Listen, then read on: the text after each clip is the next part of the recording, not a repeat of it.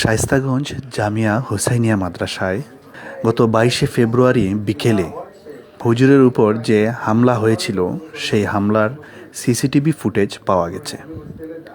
আপনারা সিসিটিভি ফুটেজে দেখতে পারবেন সেখানে গাড়ি থেকে নেমেই সরাসরি হাফিজখানায় গিয়ে সেই হামলাটি করা হয়।